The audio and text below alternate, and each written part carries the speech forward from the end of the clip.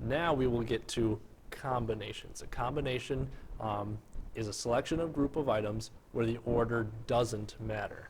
And I'll show you what that means in our example here.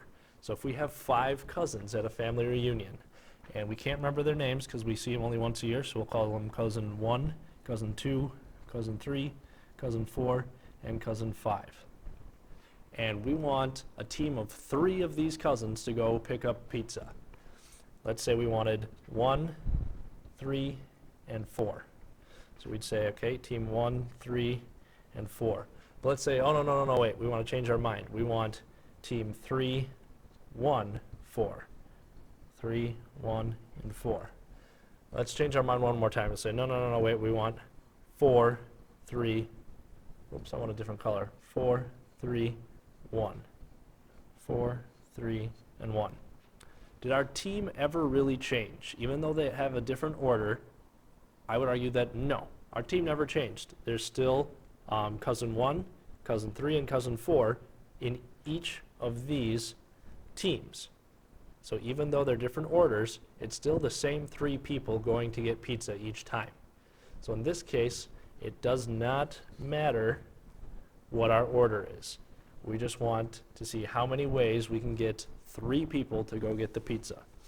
So whenever we're using a combination, instead of using a P, we use this NCR, where again, N is the total number available to you, and R is how many you're using. So in this case, since we are sending, where was it there, 5 cousins, and we are sending 3 of them, so we would have our C with 5 available and 3 that we are sending. So we could write this as then 5 factorial over, I'm going to do parentheses here first with a factorial to show that we have 5 minus 3 is our n minus r, and then still times our 3 factorial. So I'm going to simplify this down first to say that this is 5 factorial over 5 minus 3 becomes 2 factorial times 3 factorial. So we'll spell it out, see what it actually says. 5 times 4 times 3 times 2 and times 1 over 2 times 1 is 2 factorial times 3 times 2 times 1 is 3 factorial. Now again, whoops, I want a different color here. 3, 2, and 1 and 3, 2, and 1 go away. The 1 never matters. The 2 go into 4 twice. So we are left with 5 times 2 equals 10. So there are 10 different teams of 3 of our cousins that we can send out to go get us our pizza. One kind of cool, interesting way to find out some of these combinations is to use Pascal's triangle. Now, Blaise Pascal was a mathematician who recognized, if we call this our 0th row is just 1, and pretend that there's zeros on the side of it, then 0 and 1 makes 1, 0 and 1 makes 1. Again, zeros on the sides of these makes 1, but this 1 plus this 1 means in between them there's a 2 with another 1 on the outside. 1 and 1 on the outside. 1 and 2 makes 3 in between it. 2 and 1 makes another 3 in between it. Put a 1 on the outside. 1 and 3 makes 4 right here. 3 and 3 makes 6 right here. 3 and 1 makes 4 again. And another 1 on the outside. And if you continue this down, it makes what is known as Pascal's triangle. Again, this is row 0, this is row 1, this is row 2, this is row 3, and so on. When we are given a combination value, so this last one we did was 5C3, we can look at that and say this 5 means we're going to the 5th row over here, these numbers, and this 3 here implies that we're looking at the third number after 1. So not the 1, but then the first number, second number, third number after 1, which is 10.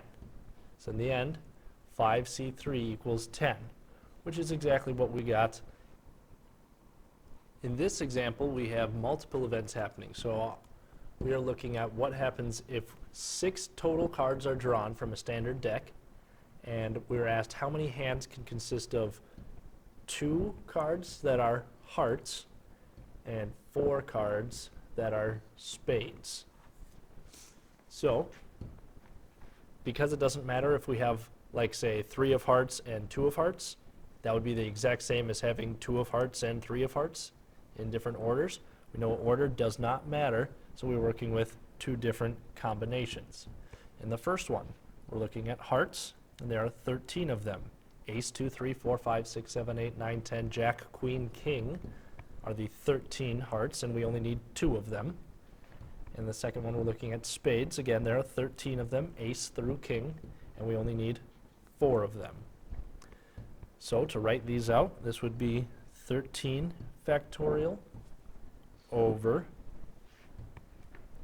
we'd say 13 minus 2 factorial times 2 factorial. And this one would be 13 factorial over the amount 13 minus 4 factorial, 4 factorial.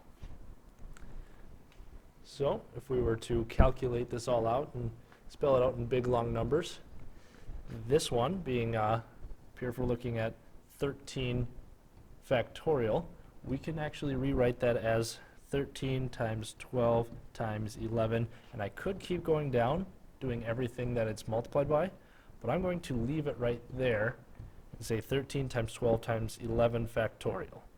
I'll show you why in just a second. If we break this down, 13 minus 2, that's 11 factorial. So now that we know that's 11 factorial, and we stopped at 11 factorial here, we can just cross these out. So instead of writing the whole thing out, we just broke it down into 2 factorials that are the same and omitted them. So now we're just left with 2 factorial, or 2 times 1, in which case the 1 we can always just neglect, and the 2 we can divide out of the 12, which would leave 6. So this one just became 13 times 6, which in the end is just going to be 78. So that takes care of that first one. So that's how many hands would be, or how many ways there are to get 2 hearts. Now if we wanted to see how many ways there are to get 4 spades, again, it would be 13 times 12 times 11 times 10 times, I'm going to start or stop here at 9 factorial, because when we do 13 minus 4, that is 9 quantity factorial, times 4 factorial, so 4 times 3 times 2 times 1. Now again, we see that 9 factorial is canceled out. 3 and 4 right here. 3 times 4 is 12, so we can cancel that out with the 12. And 1 can always be neglected, and the 2 we can cancel out with the 10 and just leave 5. So now we just have 13 times 11 times 5, which actually in the end is just going to leave us with 715. So now we have 78 times 715, which means then in total there are 55,770 total hands, total ways to get 2 hearts and 4 spades. Pretty neat, huh? Pretty neat.